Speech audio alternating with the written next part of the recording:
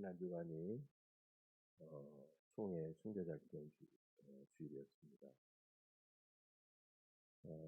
설교 준비를 하는데 성령께서 순교자 신앙에 대해서 설교를 해야 된다는 강력한 감동이 왔습니다. 그래서 한 주 늦었지만은 오늘 순교자의 신앙 따라라는 주제로 은혜를 나눌 때 먼저 동영상 하나를 보도록 하겠습니다. 4분 30초짜리인데요. 중국의 지하교회 지도자인 왕명도 목사에 대한 동영상입니다. 잠깐 보겠습니다.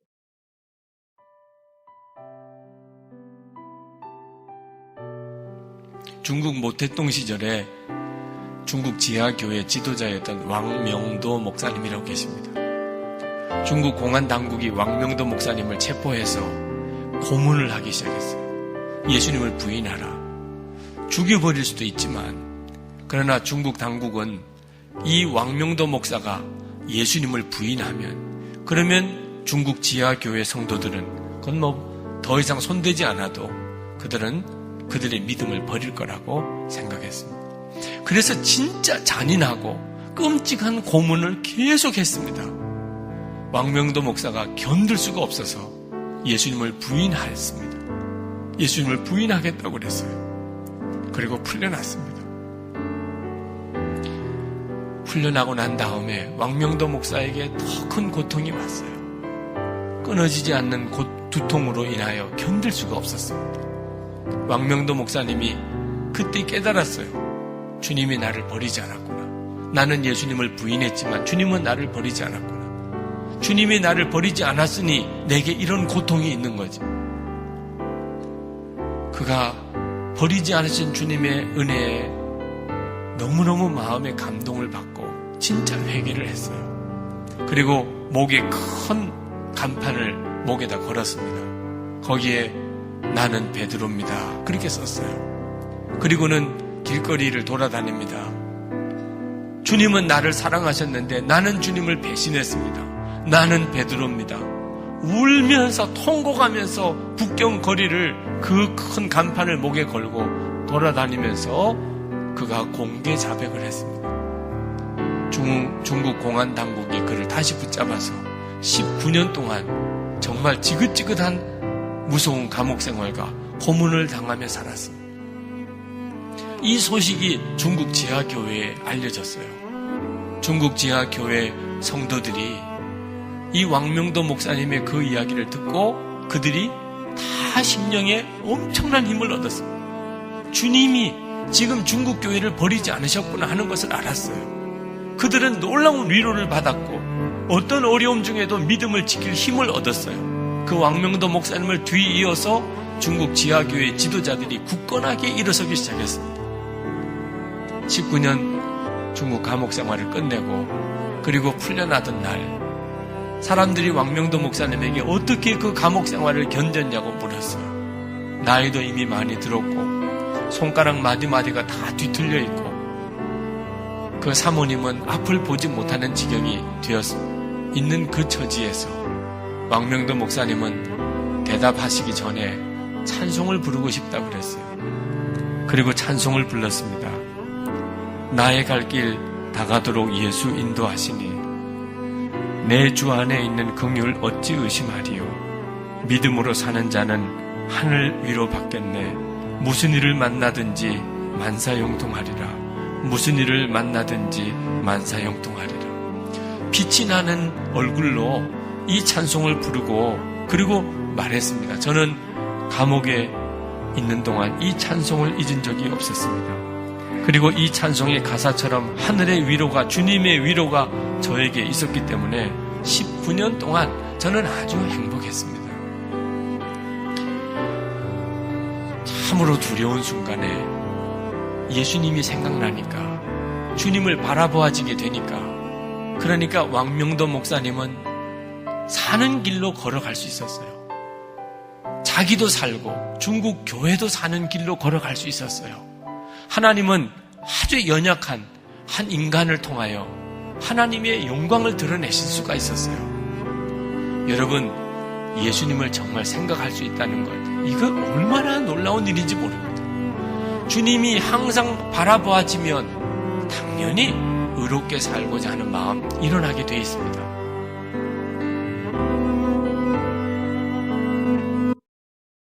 예. 위기에 처한 나라를 구하기 위해서 목숨을 초계같이 바치는 것을 순국이라고 그러죠. 직장과 회사를 위해서 목숨을 바치는 것을 순직이다 이렇게 말하고, 하나님과 교회와 복음 전파를 위해서 자신의 목숨을 바치는 것을 순교다 이렇게 말합니다. 죽어서 사라진 것 같지만 순교자와 순국자와 순직자, 순국자, 순교자는 자신이 속한 공동체를 어느덧 살려내고 그리고 하나님께도 커다란 기쁨과 영광을 돌리게 되는 것입니다. 그래서 초대교회 2세기 초대교회 유명한 교부였던 터툴리안도 순교자가 흘린 피는 교회의 씨앗이다 이런 유명한 명언을 남겼습니다. 주님의 제자들도 대부분 순교했어요. 요세푸스라는 교회 역사학자가 있는데 이분은 초대교회사에서 주님의 12제자의 순교에 대한 기록을 우리에게 남겨주고 있습니다. 성경에 나와 있듯이 사도행전 12장 2절을 보면 가장 먼저 요한의 형제 야고보가 헤롯의 칼날에 의해서 순교를 당합니다. 그리고 나중에 베드로를 비롯한 다른 제자들도 각기 다른 모습으로 다 순교를 했습니다. 그리고 믿음장인 히브리서 11장 36절 이하를 보면 이런 내용이 나오고 있죠. 믿음의 영웅들은, 믿음의 사람들은 십자가에서 순교하기도 했고 조롱과 채찍질과 결박과 투옥과 돌에 맞는 것과 톱으로 켜는 것과 칼로 순교를 당했다라고 그렇게 말하고 있습니다. 요한은 십자가상에서 예수님이 부탁하신 대로 에베소에 와가지고 성모 마리아를 정성껏 모셨고, 그리고 그분은 반모성까지 귀향을 갔다가 그곳에서 요한계시록을 기록하게 되었고, 다시 풀려나서 에베소에 와서 거의 100살을 살다가 유일하게 자연사를 했습니다. 그러나 요한은 어떤 순교자보다도 더 처절하고 고통스럽게 삶을 살았던 사람입니다. 어떤 순교자보다도 더 살아있는 순교의 사명을 감당했습니다. 숫자를 셀 수도 없이 많은 성도들이 로마가 313년 밀라노 침략에서 기독교가 국교로 공인되기까지 신앙을 온전히 지키고 복음을 전하다가 수많은 사람들이 혹독하게 박해를 받고 순교를 했던 것입니다. 우리나라도 이쪽 서해안 지역을 순교의 벨트 지역이다 이렇게 말합니다. 순교자 벨트 지역. 순교자 벨트 지역 안에 있는 정읍 두암교회, 영광 염산교회, 야월교회, 영암읍교회, 그리고 제가 10년 동안 목회했던 해제중앙교회 등 많은 교회들이 순교자를 배출했고, 대략 이들의 순교를 대략 합쳐보면 약 1000명이 넘는 그런 순교자들이 나왔던 것입니다. 우리나라는 세계 기독교 역사상 인구 비율로 따져보면 가장 많은 순교자가 나온 나라다라고 말할 수 있어요.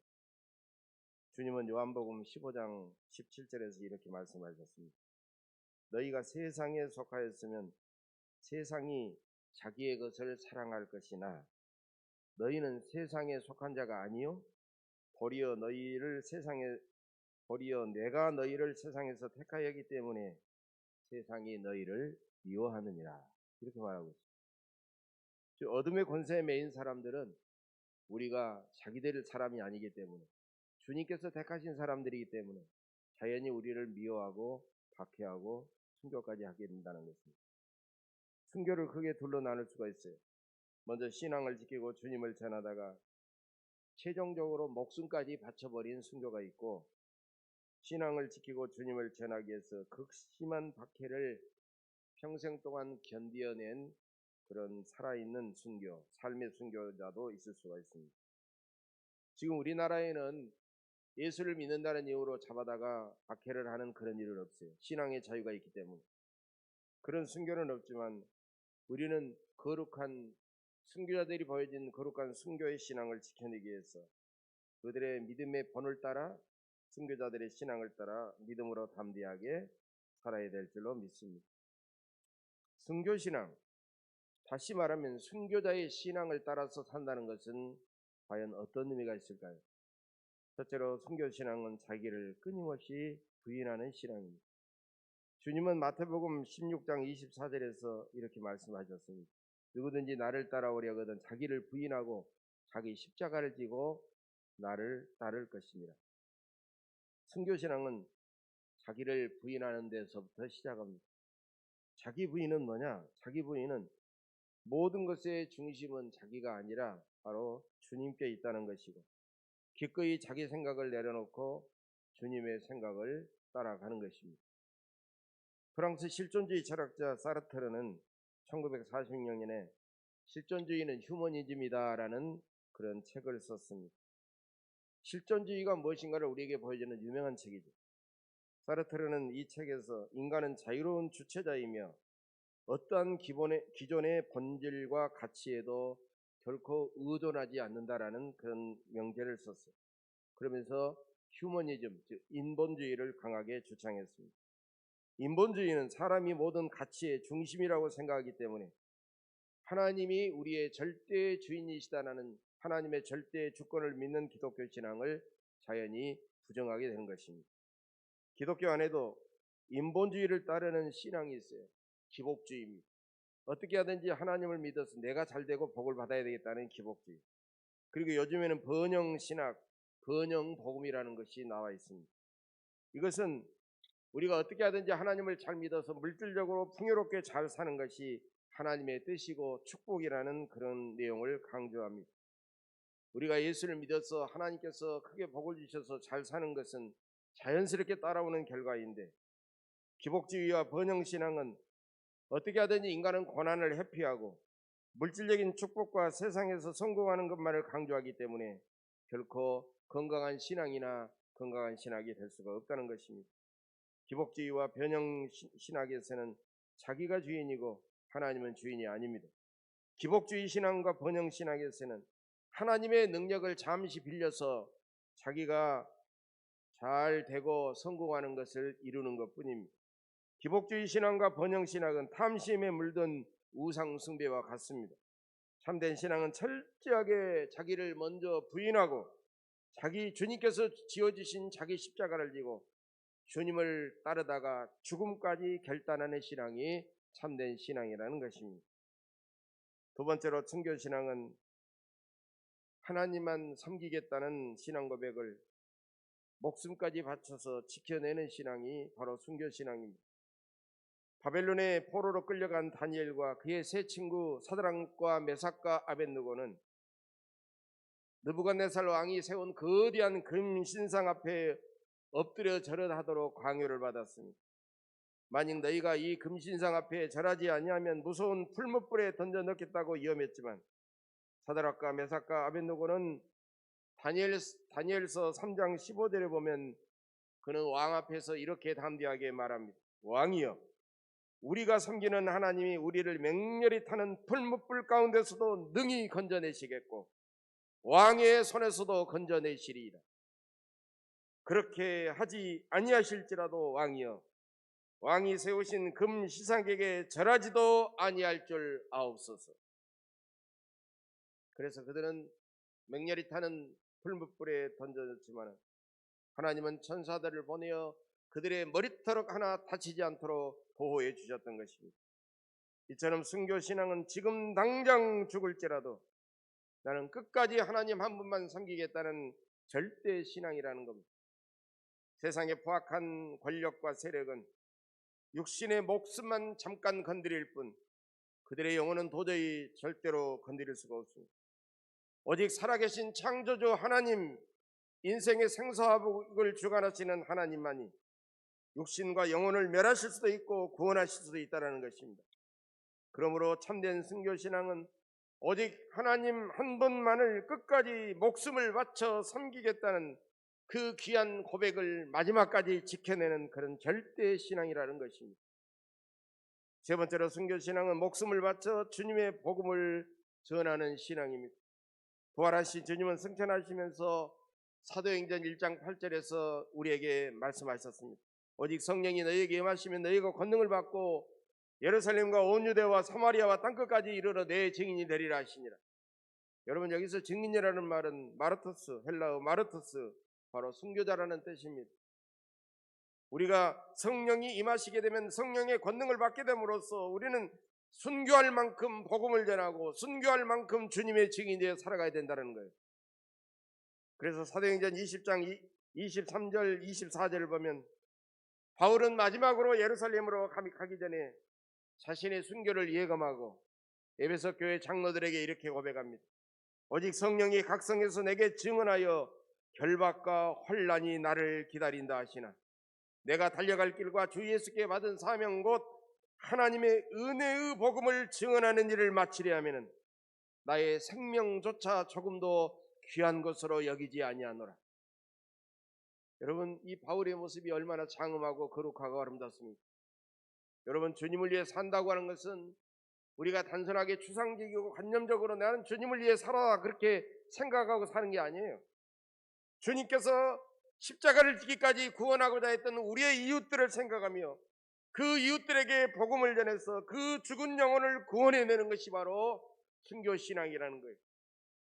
그래서 마귀는요, 복음 전도자들에게 엄청난 박해와 고난과 순교의 위험까지 가하지만 우리는 모든 상황과 환경을 초월해서 하나님께서 우리에게 때를 주시든지 주시지 않든지 때를 얻든지 못 얻든지 죽기까지 복음을 열심히 전해야 될 것입니다.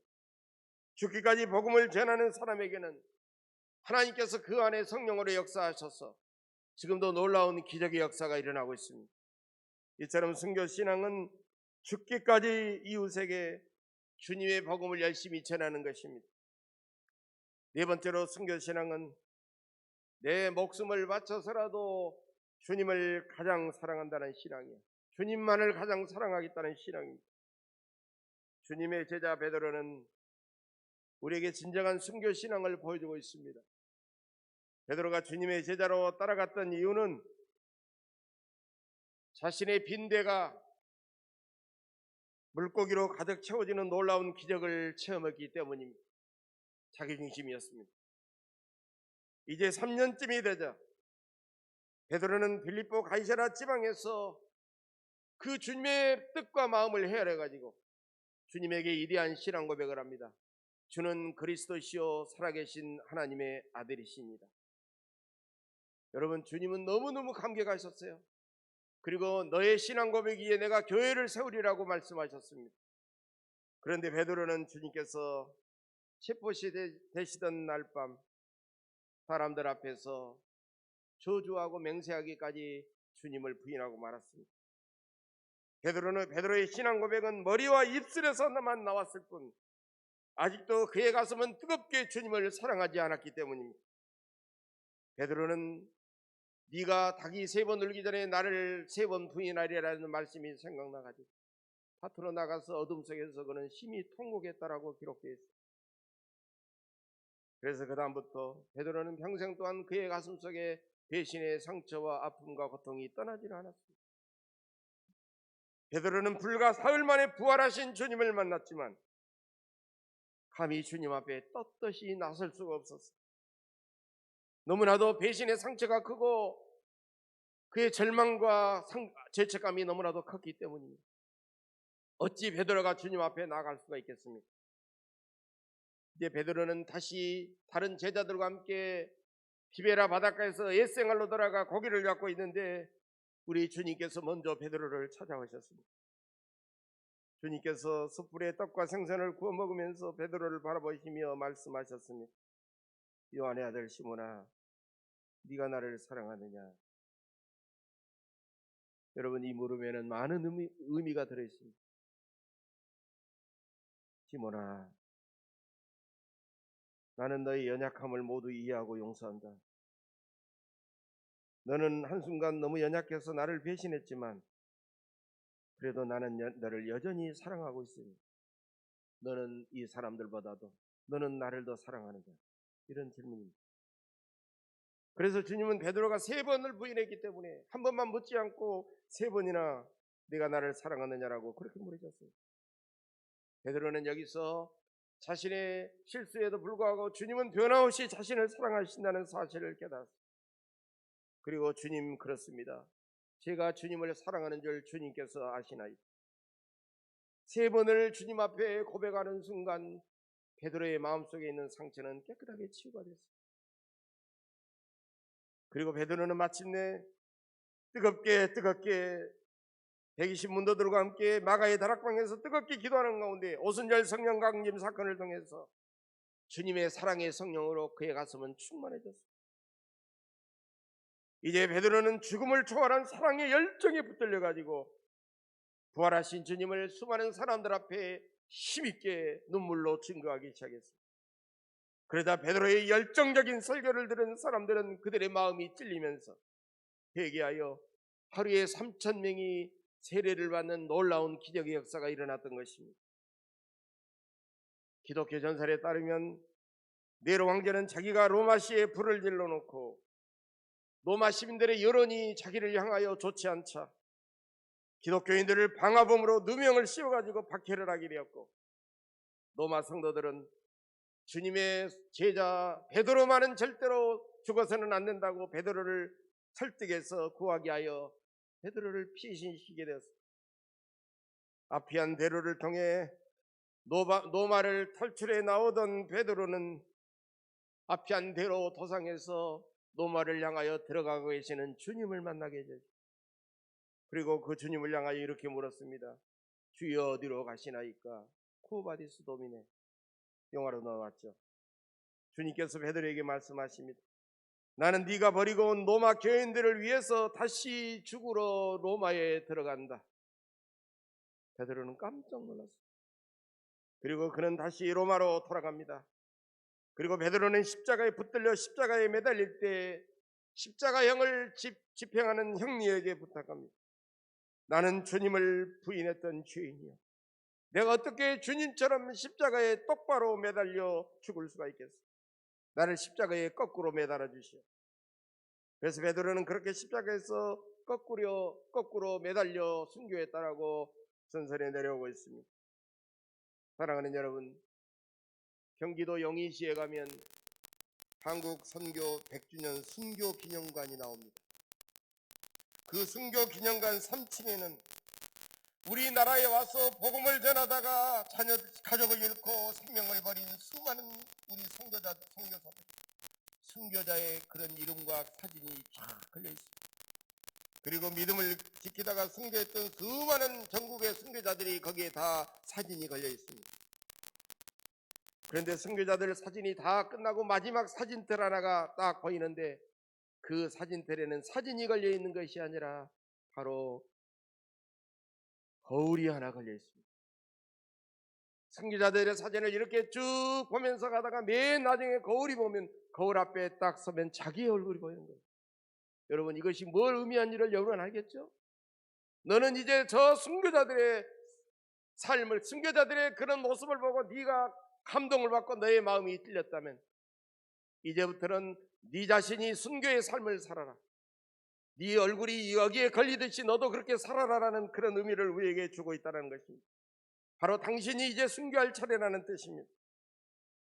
그렇지만 우리는 육신의 본능에 이끌리고 우리는 결단한 그 의지가 너무나도 연약하기 때문에 우리는 순교 신앙을 지속시키며 살아간다는 것이 너무나도 어렵습니다. 설교 서두에 보았듯이 중국의 지하교회의 위대한 지도자 왕명도 목사도 인간인지라 극심한 사람이 개발해낼 수 있는 가장 처절한 고문의 방법을 통해서 고문을 하게 되자 그는 그 고문을 견디지 못하고 주님을 부인했습니다. 그러나 왕명도 목사가 주님을 부인했지만 주님은 그를 향하여 긍휼히 여겨주셨습니다. 그래서 그 순간 그의 두통은 멈추지를 않았던 것입니다. 자신의 두통이 사라지지 않는 것은 자신을 새롭게 회개시켜서 그를 구원하고 중국의 지하교회의 지도자로 새롭게 쓰시기 위한 하나님의 은혜였다는 사실입니다.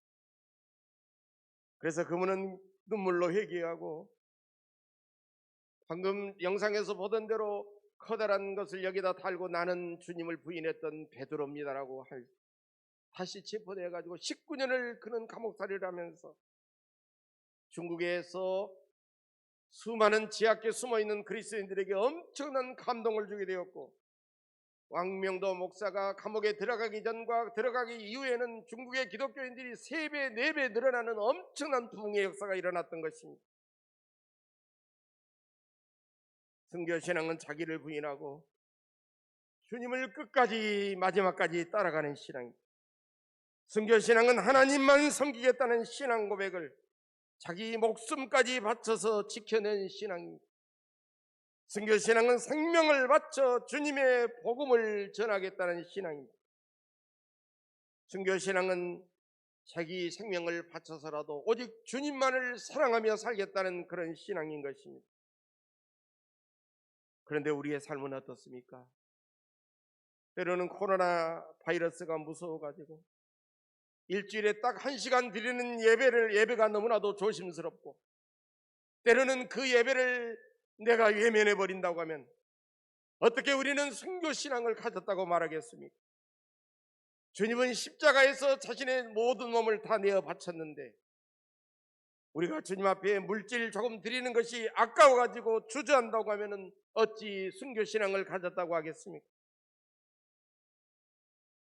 나와 똑같이 내 곁에 있는 한 영혼을 구하기 위해서 내가 가진 작은 시간과 물질과 종성을 내가 쏟는 것을 아까워한다고 하면 어떻게 우리가 순교신앙을 가졌다고 말하겠습니까? 우리 육신의 생명이 긴 것 같지만 혹시 우리 육신의 생명은 영혼에 비춰보면 눈 깜짝할 잠시의 짧은 삶이요, 우리가 주님 앞에 지켜온 그 믿음은 영원할 수밖에 없습니다. 육신의 목숨은 한순간이고 영혼의 때는 영원한 것입니다. 오늘 이 순간을 성령의 권능과 믿음으로 견뎌내면 우리는 오늘만이 아니라 내일도 견딜 수 있고 모레도 견딜 수 있고 우리는 영원히 승리할 수가 있는 것입니다. 오직 주님만 앙망하고 주님만 사랑하고 주님의 뒤를 기꺼이 따라가고 우리 주님의 기쁨과 자랑거리가 되시기를 바랍니다. 우리가 연약하기 때문에 세상에서 우리는 주님을 부인하고 넘어질 수도 있습니다. 그러나 끝까지 변하지 않는 신앙도 존귀하지만 오히려 잠시 넘어졌어도 오뚜기처럼 다시 일어나는 신앙은 더 주님 앞에 존귀하고 아름다운 것입니다. 우리 주님의 사랑을 굳게 믿고 순교자의 신앙 따라 매 순간순간마다 주 앞에 기도하며 승리하셔서 하늘의 영생과 하늘의 면류관과 영광을 받아 누리시기를 주님의 이름으로 간절히 축복합니다. 기도하겠습니다.